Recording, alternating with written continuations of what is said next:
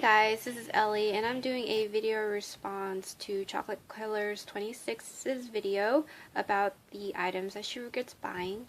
If you haven't done so already, please check out her channel. She gives wonderful hamster advice and she owns 2 lovely hamsters, and I just love her channel, so I thought I would do this video in hopes that this will help other hamster owners as well. As you can see here, these are the items that I regret buying. I'll go over them one by one. So the first thing is that I really regret is this Super Pet water bottle holder. It does nothing for me. I don't have a Super Pet water bottle. It's really bulky, and it doesn't really work well with the bin cage, and it definitely doesn't work well with my aquarium, because when I try to put it on, it lifts up the top lid, and I feel like that just makes it an easy escape for Marcie. So I don't want to use this for her, and thus it's really a pointless buy. This item, the Super Pet water bottle holder. And then the next item that I regret getting is this lava chew. Marcie doesn't really chew on the pumice that much. I guess she's nibbled on the actual wood bits that's glued to the side, but more or less she doesn't really chew on the pumice. And I bought this in order to keep her nails filed down, but she doesn't even walk on it or use it or anything, so it didn't really help at all. So it was really a kind of a regretful buy. And then the next thing is this cat ball. Now, you would think this isn't a hamster toy, this is for cats. That's right, that's true. It's not for a hamster. I got it because it was a buy one, get one free, and my friend has a cat, but I do not have a cat. And he was like, oh, well, if I get one, you should get the other one. And I'm like, okay. So I chipped in, and basically I got this cat toy. And Marcie, I'll roll it to her and she'll get scared of the bell, so not really much of a toy for a hamster.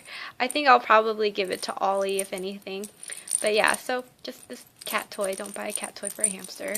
And then the next thing I regret getting is this bag of hay, I guess you can call it that. It's colored hay and it's chewable for animals. I was gonna do something decorative for it, but it just, I don't know, for some reason I just couldn't think of anything. I didn't want to use too much glue for it, and it's not strong enough to tie anything down either, so it's really worthless right now. But luckily it didn't cost too much. Marcie, she doesn't really care about it that much either when I use it as decoration, so it's not like a shoe thing. It doesn't really give her any benefit other than aesthetics, but even then I don't even use it that much, so I regret getting this as well. And then the next thing is the silent spinner. Now, the silent spinner in general is not a bad product. It is silent. It does do its job. It's a very good wheel.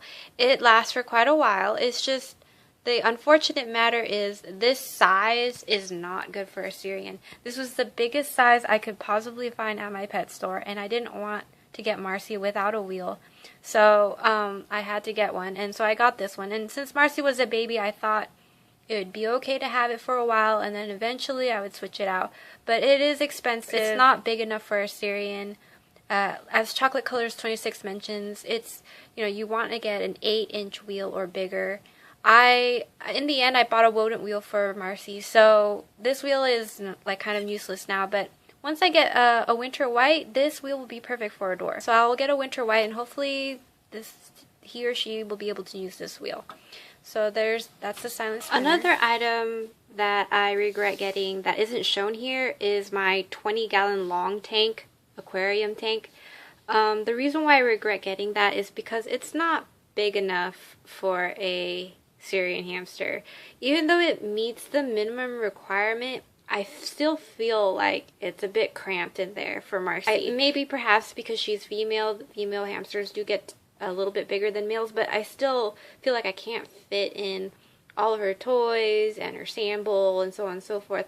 And when I do put all those items in there, I feel like there's no space for her to lie down or roam around or dig or anything like that. So I really regret getting the 20-gallon long tank. Now I have a bin cage for Marcie. I use the aquarium as a kind of like a pseudo playpen, and I keep most of her toys in there anyway. So the last item that I have that I regret getting, it's not that I regret getting it, I guess it's more like I got too much of it.